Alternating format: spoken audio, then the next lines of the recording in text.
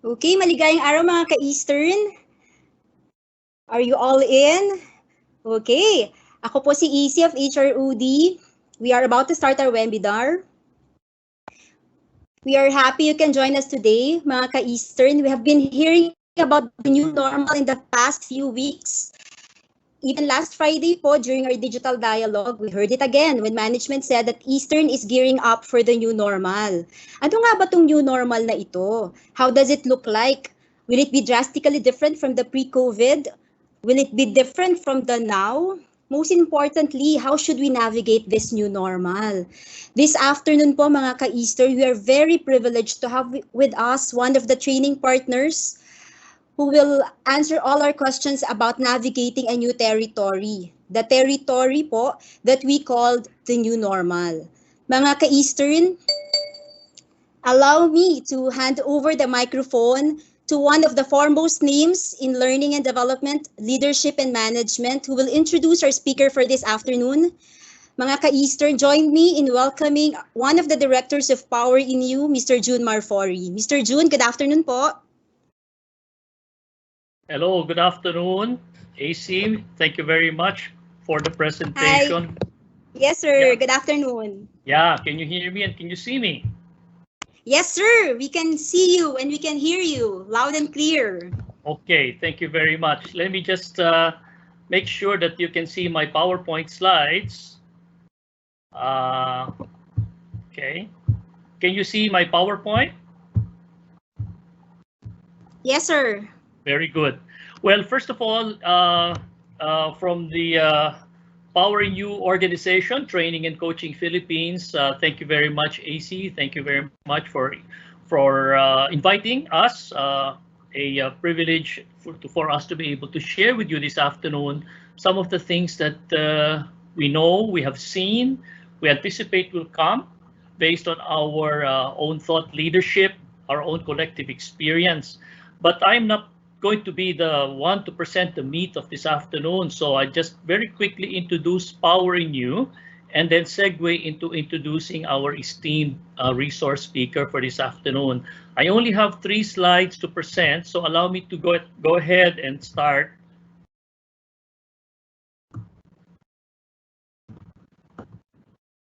I just want to share very quickly who we are by illustrating to you our mission, our expertise, and what are some of the solutions and the programs we provide. So first of all, POWERinU is an organization that consists of about 5 individuals. Collectively, we have about 120 years of experience gathered from all of our individual experiences in corporate and entrepreneurship. And the 5 of us have come together because this particular mission resonates with us, and that is to partner with organizations and enable them to deliver strong business results by enhancing their talent and leadership. And how do we do that? Through value-adding strategic consulting solutions.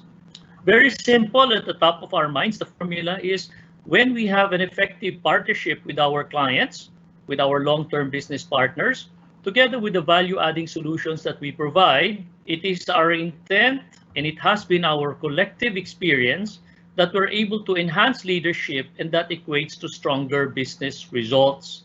Earlier, AC, and thank you very much for recognizing the business partnership.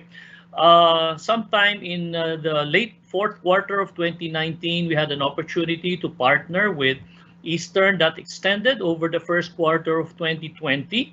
It was an opportunity to help the sales transformation initiatives of Eastern as the organization, which is a very progressive and proactive organization in the telco space and the IT solution space, has seen itself migrating from product sales to solution selling. And it was an honor to be able to partner with you. Just a very quick resume. This is quite outdated because we're now going into our 4 years. We've actually trained over 6,200 managers through more than 240 programs, and these have been delivered in-house, public, and online. I'd like to just say that this does not include those that we have done in the area of coaching as well as consulting. And the reason why I say that is because our expertise actually lie in three particular areas. And by introducing this quickly, you get to know better who we are. First of all, we look at ourselves as a consulting company rather than a training and coaching organization, although therein lies our expertise. Because as a consulting company, we normally and typically would sit down with our clients or would-be clients and ask, what is it that keeps you awake at night? Or what is it that you think you need to be able to bring you to the next level of success or to bring you to the next level of organizational sustainability? So we provide consulting solutions and services that helps again develop and enhance strong leadership that equates to stronger business results. It so happens that out of the 120 years or so of collective experience between the five of us, many or all of us have gained a lot of experience, competence, and then certifications. And because of our individual and corporate affiliations, we also have a very deep level of coaching expertise as well as training delivery expertise. As you can see very quickly, we've done that in the area of life, executive, corporate leadership, and success coaching. We've done that individually as well as for public classes or for group coaching public classes. So we have certifications as well as competencies gained in partnership with multiple organizations. And in the area of training, we are in partnership and collaboration with global and regional learning companies as well as consultants. That in brief is who we are. And so let me quickly show my last slide so that we can get ahead and really get to the heart of this afternoon session, no, AC. Let me introduce Elaine, who will talk about our theme this afternoon. And she is driven by her mission to discover, develop, maximize, and share the power within you. That is Elaine, the founder of POWERinU Training and Coaching in Singapore about 12 years ago. And then after working in various senior and regional leadership roles in multinational corporations, where she has specialized in the whole gamut of sales, business management, including regional general management, she embarked on a second career in the area of training, consulting, and coaching, where she has been based in Singapore for more than 20 years. In 2015, together with four of us, we formed POWERinU Training and Coaching, where she is a director for both us here in the Philippines and continues to be in POWERinU in Singapore. She is a globally certified leadership and management trainer. And she is a certified practicing consultant, management consultant, and a certified executive coach. And you can see some of her more esteemed clients where she has been engaged with or by and continues to be engaged with. So to journey with individuals, teams, and organizations to grow and to find purposeful and sustainable success remains Elaine's lifelong mission. So without further ado, what I'd like to do is just hand over the deck so that Elaine can project her slides.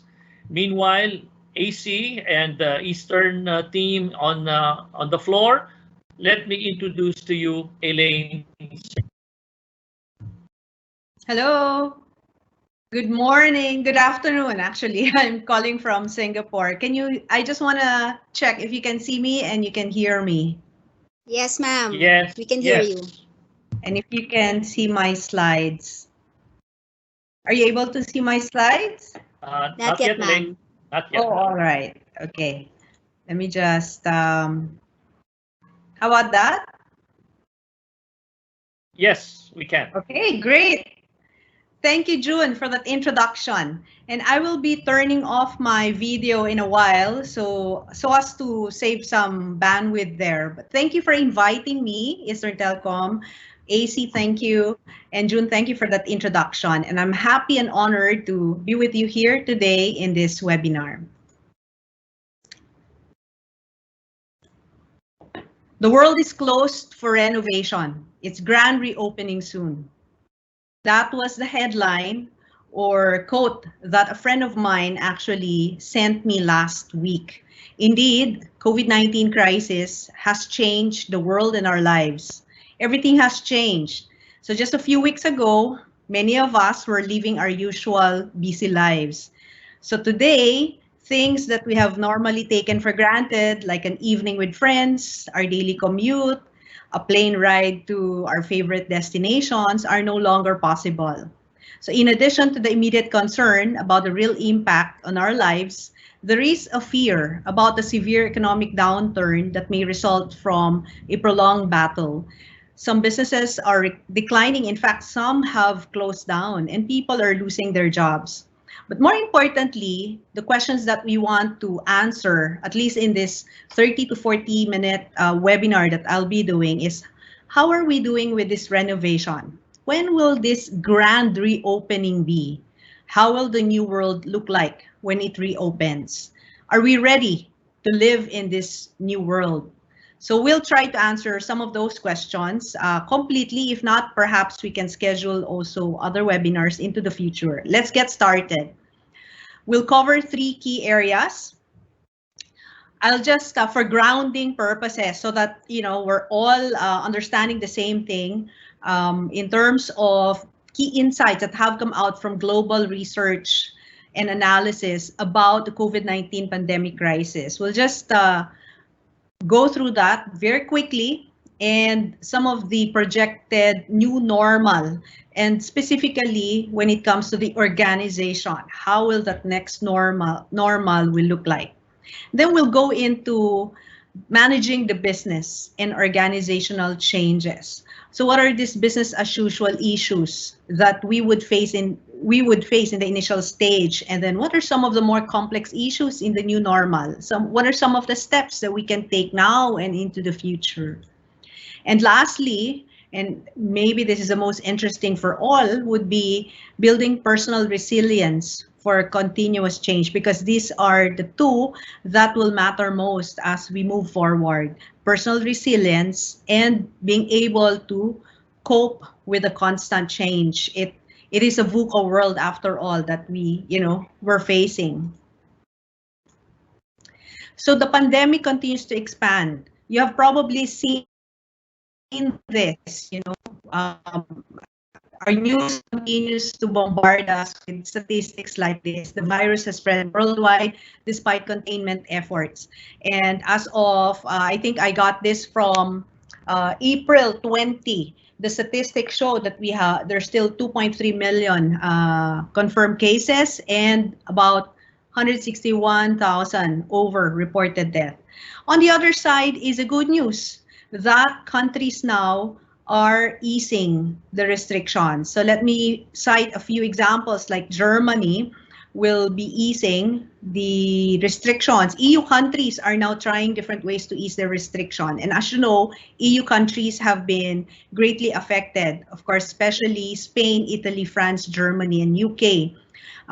But they're also warning that that opening up or reopening up so soon, could also be disastrous if we are not careful.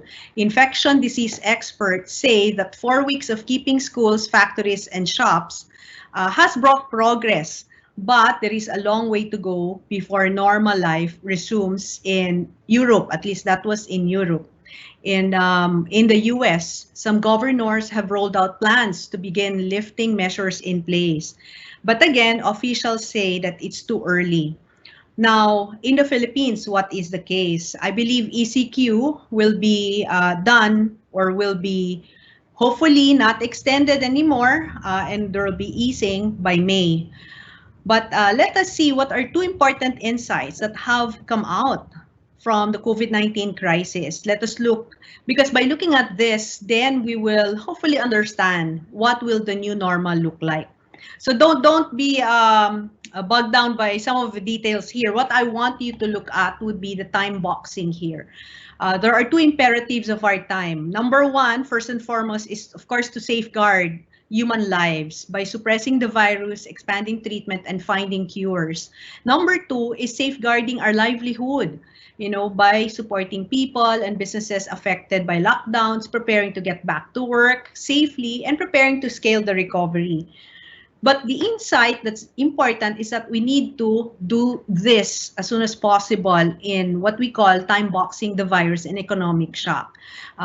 We must think how to suppress the virus and shorten the duration of the economic shock, which at the global level is projected to be -8 to -13. So that's why a lot of our leaders in different areas are collaborating from the government to the private sector to really find the solutions to these two imperatives of our time. The other insight is that there are 5 areas or aspects emerging. This is an insight from Beyond Coronavirus, the path to the next normal. And what it says is that leaders must think, and this is not just for leaders, but actually for all of us in this call, to think or act across 5 stages, because by doing so, we'll be able to emerge stronger to face the next normal. So first is, what are these 5? We call it the 5R. First R, resolve, address the immediate challenges that COVID-19 represents. Second is resilience, address near-term cash management challenges and other issues related to the COVID-19. 3 is return, create a detailed plan to return the business back to scale quickly. 4th is reimagine the next normal. What a shift, looks like, and what are the implications to the different institutions in the industry, in our businesses. And number 5 are reform. Be clear about the regulatory and competitive environment in the industry that is relevant. For instance, in the Eastern would be the telecom industry. And managing across these 5 R's is a nerve center. The nerve center, in this study that I have presented here, the nerve center is made up of 4 teams. And these 4 teams are in charge of delivering the priorities, deciding what to deliver, discovering possible scenarios, and designing the strategies. Okay. Now let me focus on the return. That's the 4th R, because the focus of this webinar is on that, when we return. Again, let us focus on these specific actions. This is an example of a return plan, and this is meant for illustration only. Okay, so I just wanted to show you of how some of the businesses are coming up with their return plans. So if it's a partial continuation, then there is still physical distancing, clear protection guidelines, and of course, process of tracking incidents in workforce. If it's a phased opening, which most businesses will be doing, there is reassurance of measures, at the workplace. The usual that we've done, the temperature checks and so on. Second would be having safety and protection policies, and then probably staggered return to work. If there is recovery, then of the business, then we need to start out our outreach to the customers. We need to also make sure that our employees continue to have clear safeguard protocols. Of course, continued deep cleaning of office space is needed, because we want to make sure that there's not going to be a wave 2, as others would call. And recovery and preparedness, this means really looking into our existing policies, developing more robust policies, and in terms of the infrastructure, in terms of the work, remote work policies, large gatherings, travels, the ones that have been impacted as well by the remote working that we've been doing during the ECQ. This is the 4th and 5th R, reimagine. Reimagine the next normal. And where I want to focus your attention would be on the middle column and the last column here. The middle column is probably something that have been practiced by some companies already. In fact, Eastern might be practicing some of this already. where organizations, in terms of where work happens, could be remote. In terms of how people are organized, could be organized into networks of project-based work. In terms of decision making, empowered. We have empowered teams making decisions. In terms of workforce size and composition, management remains full-time, but there are also usage of of what we call gig workers or freelancers, in this new economy that we are facing, the next normal.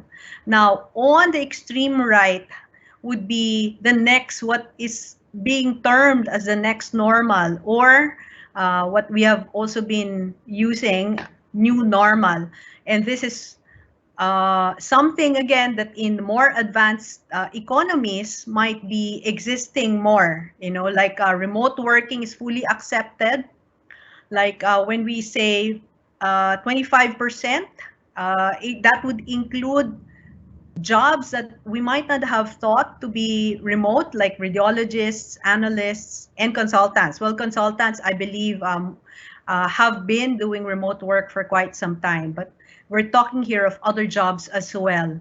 And then how people are organized, leaner, more agile structure, leveraging the gig economy, how decisions are made, strategies remain centrally set, but a lot of decentralization with a bias for speed and agile mentality will happen. And lastly, in terms of the gig economy utilizing the workers, this will make up 80, maybe about 80%, because what the experts are saying is that full-time employees might just be 20% or less of the labor force.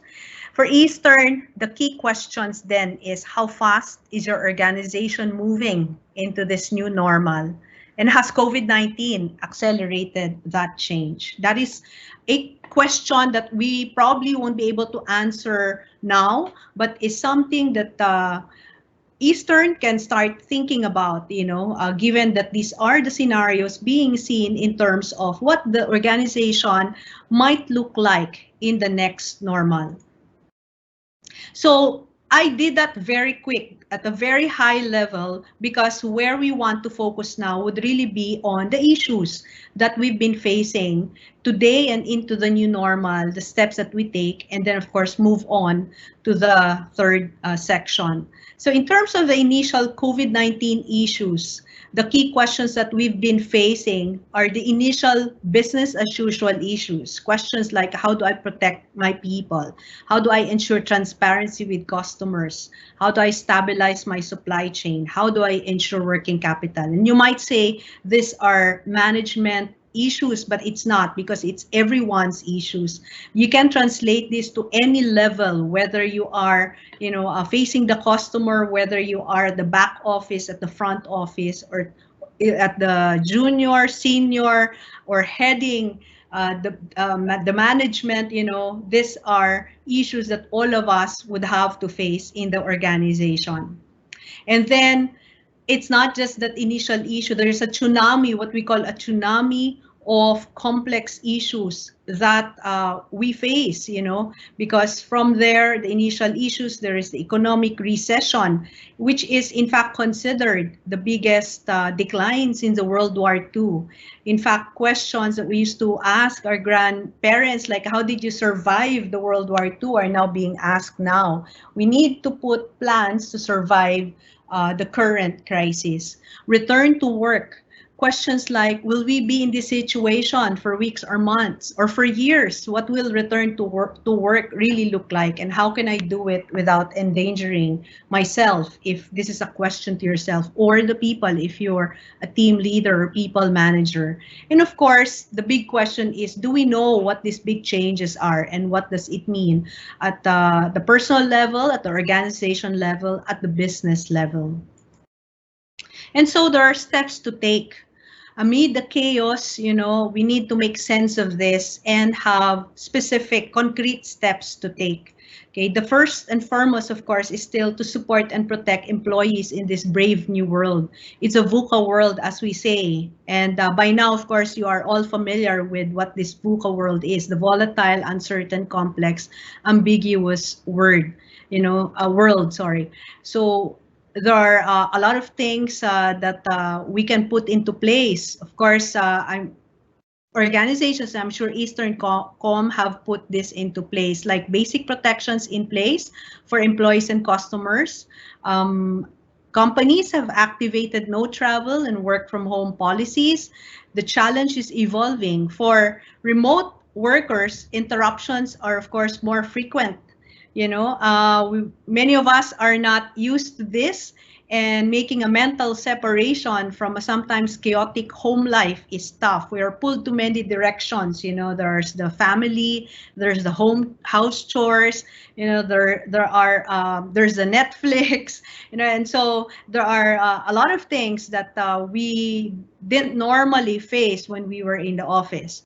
So workers are finding that they don't have the skills to be successful in an extended remote environment, from the network to creating routines that drive productivity.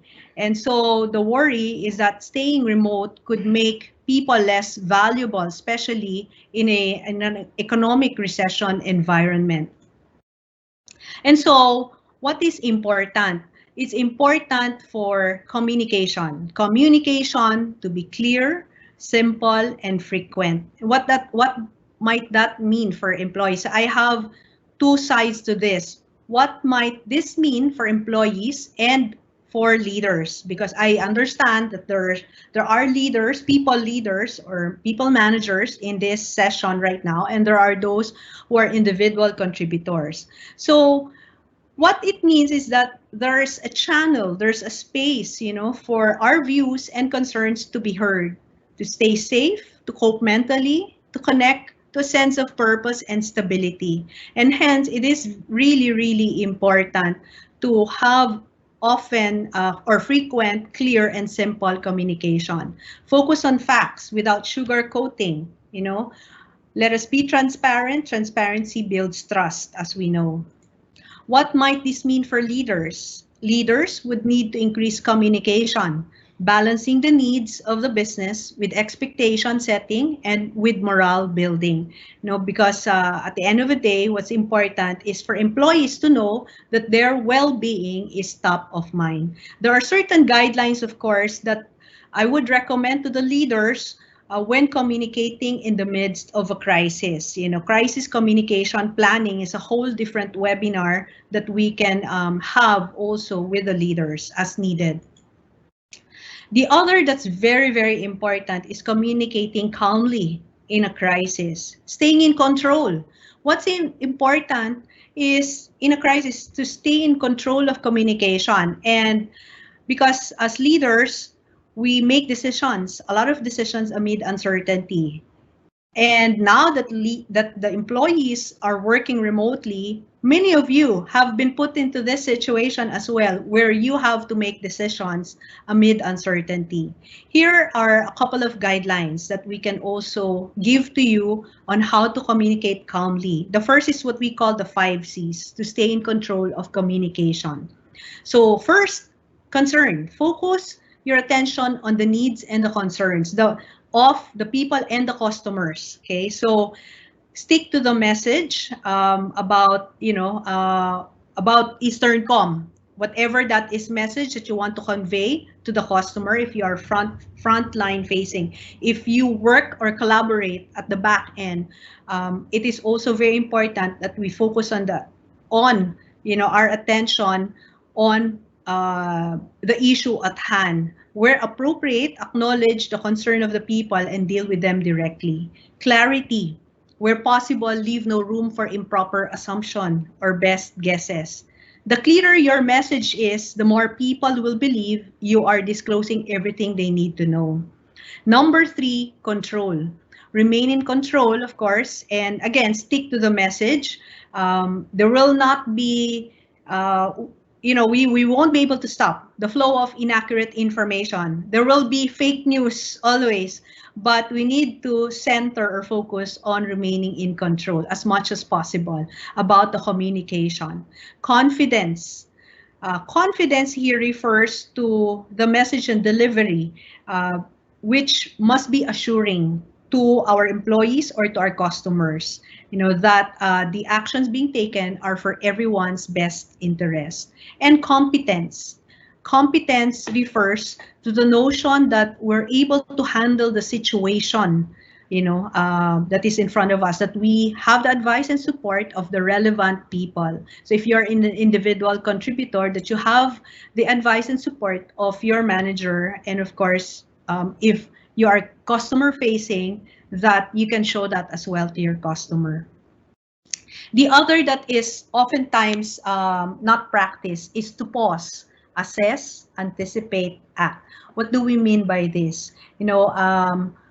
There will be a barrage or a continuous wave, like the tsunami that I showed you earlier, of issues. And so we have to actually do more frequent pausing, assessing, anticipating, and acting. This will help us maintain a state of deliberate calm and avoid overreacting to new information. The other important step to take, so we've gone through communication, is engagement and productivity. That's the second.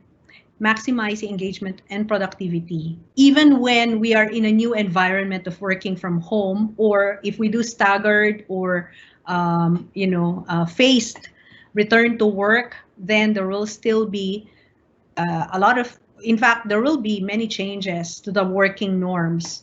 So we have to make sure that engagement and productivity in the new setup is maximized.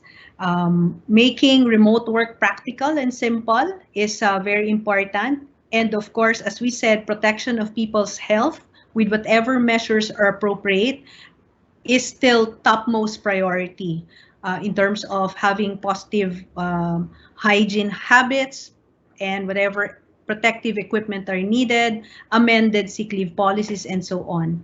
I'd like to share with you a research from China. This was after the pandemic, or rather at the end. The survey was taken at the beginning and at the end of the pandemic. And they showed that there was a declining energy during the pandemic,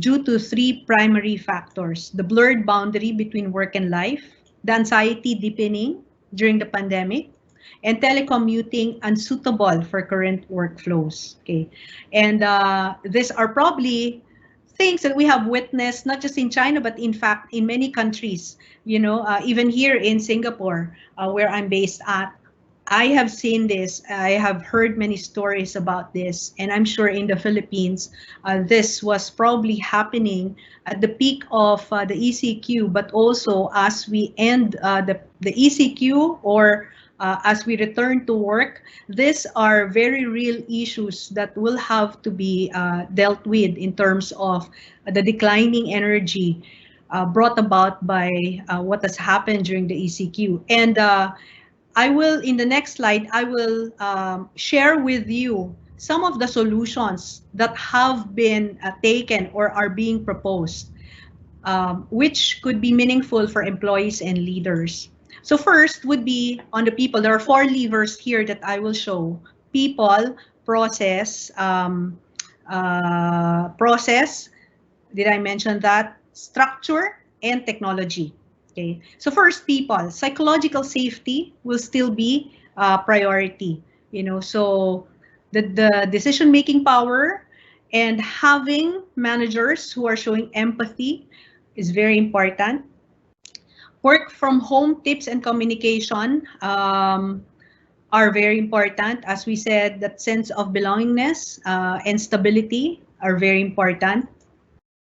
In terms of the structure, having clear objectives and key results, that are defined are very important. High degree of autonomy in decision making will be, again, something that we have to revisit.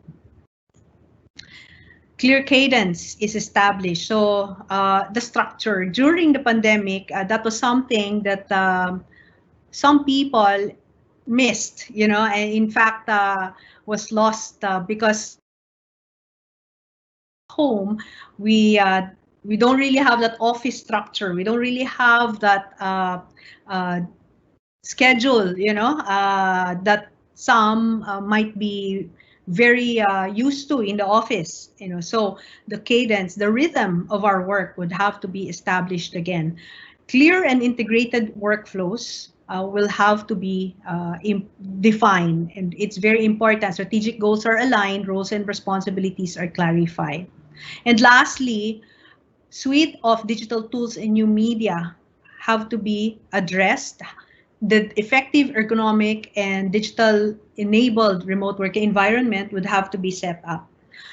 I know of a company here in Singapore. It's a big, one of the big global banks who in the beginning didn't have as much technology, or didn't have the technology for all their employees. They had, but not for all employees.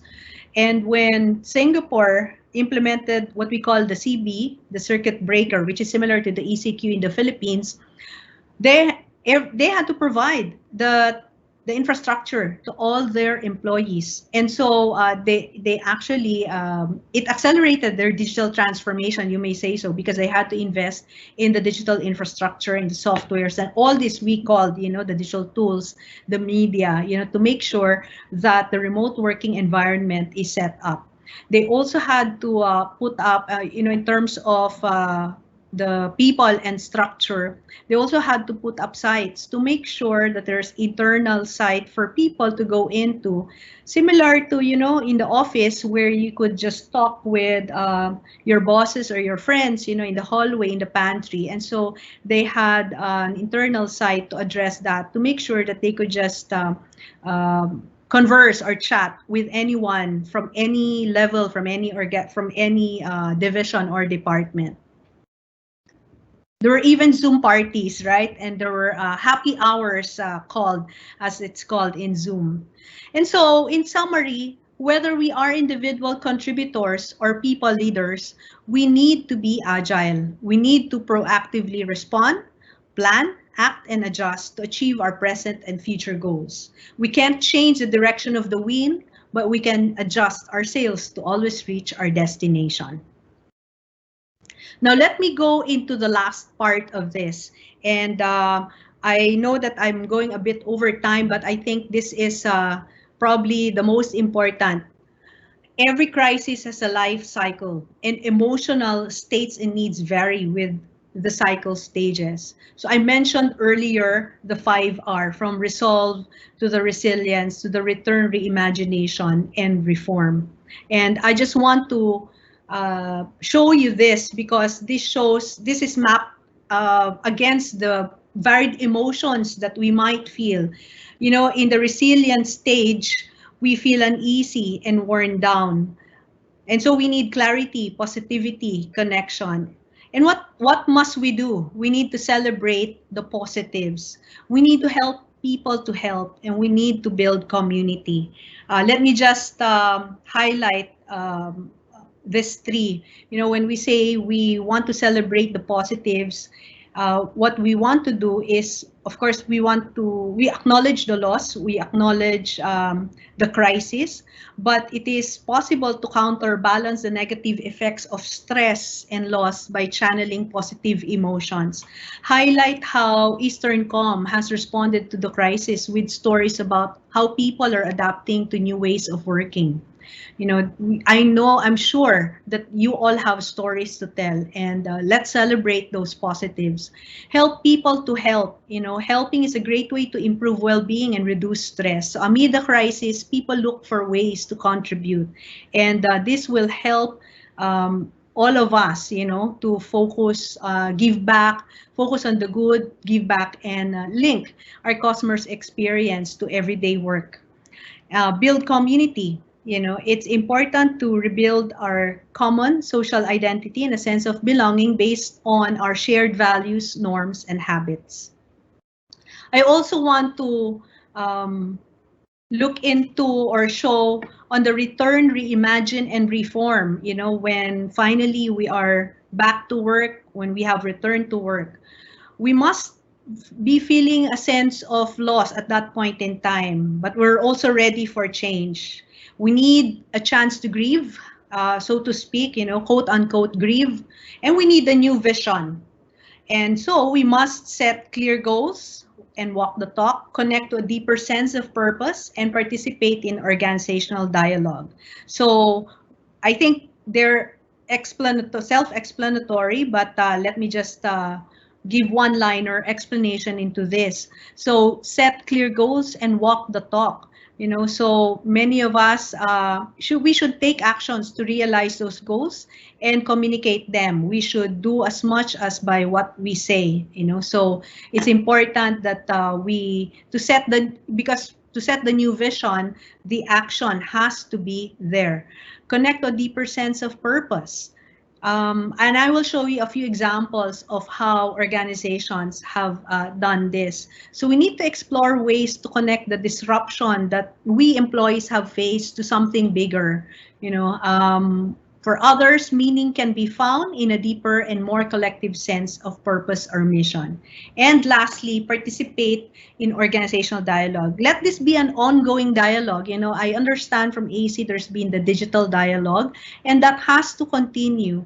It's important to shape the story of the meaning of this crisis into EasternCom, into the organization, and important to create a space, you know, where others can just share stories and talk.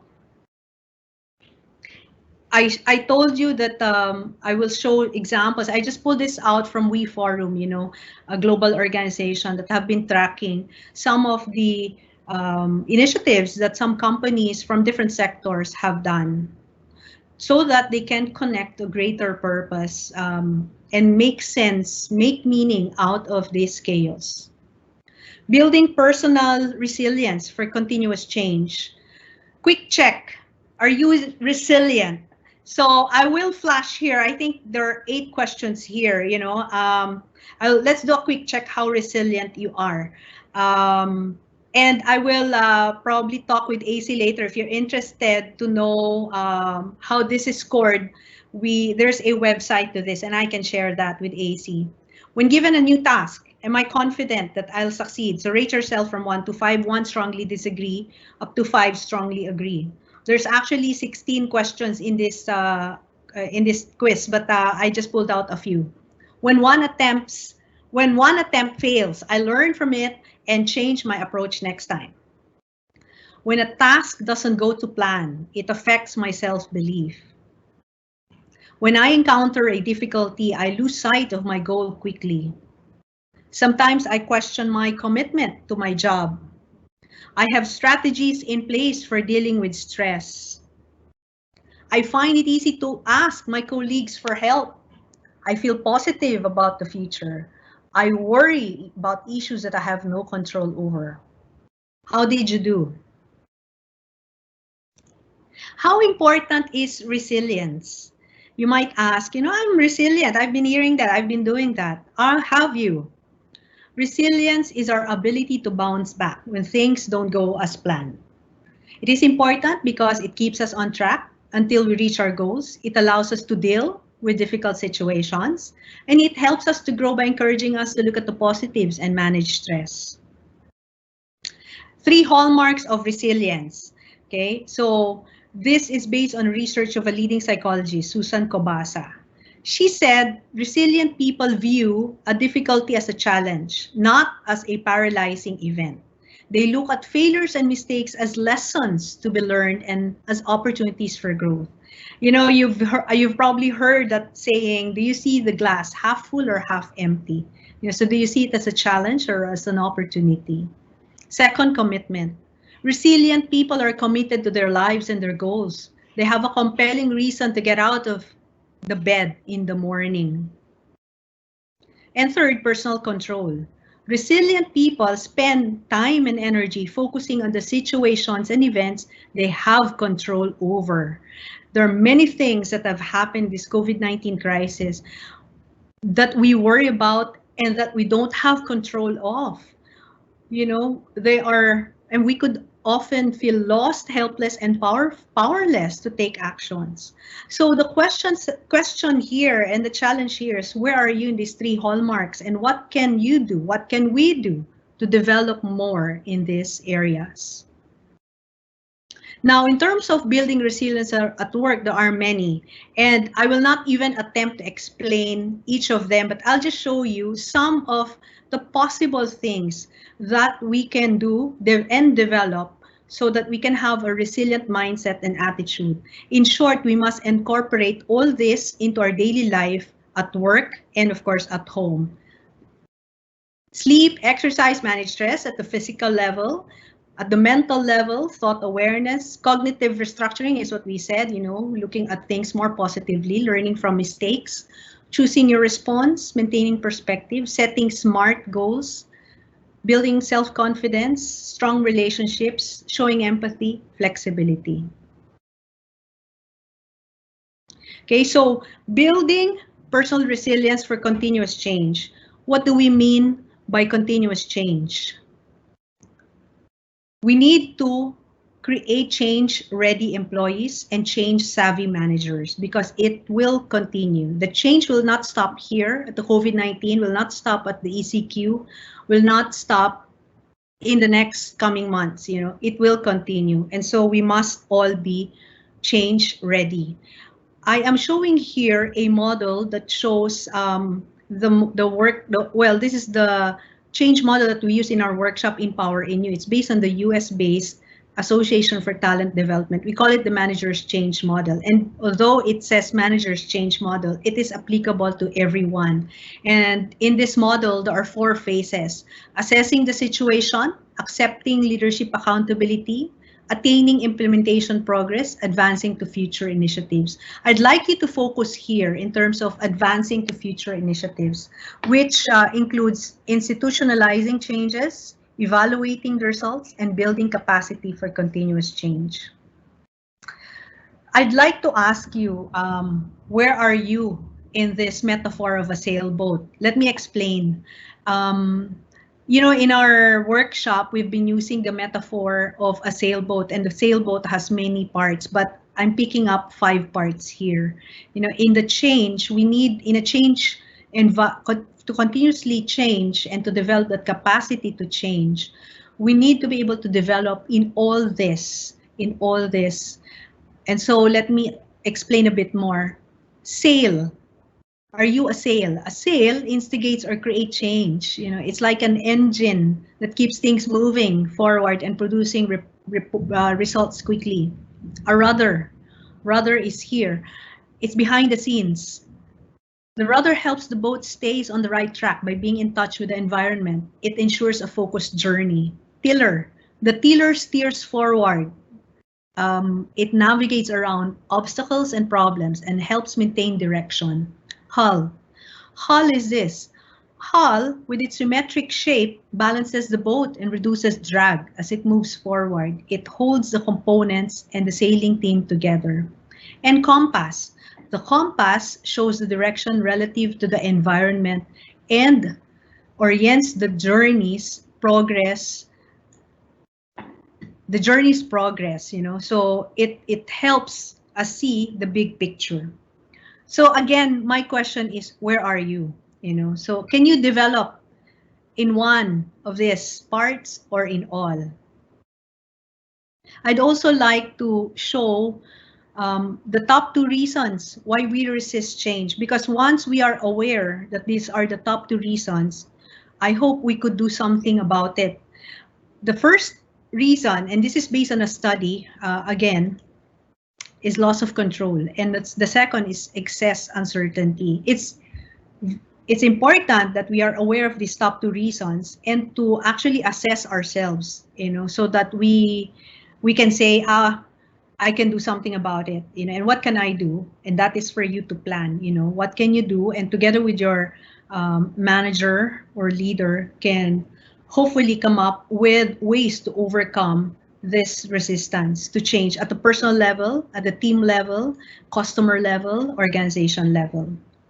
I'm going to skip a few slides because in the interest of time, but what I'd like to now show is this. I've covered the whole thing from the global level to the business and organization level to the personal level.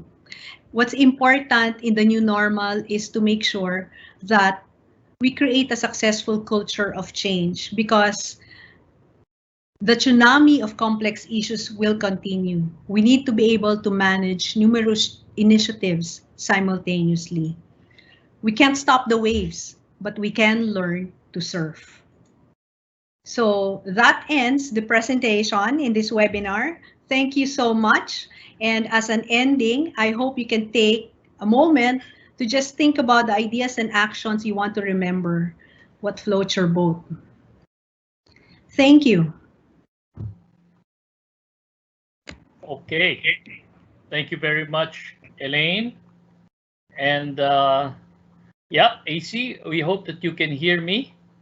And Yes, yep. Mr. June, we can hear you. Yeah. Right, good. So I think what we have agreed is that if there are any questions at this point or anything that you would like clarified on the presentation, see, that's about what I see here in terms of the questions that have been published on the chat group.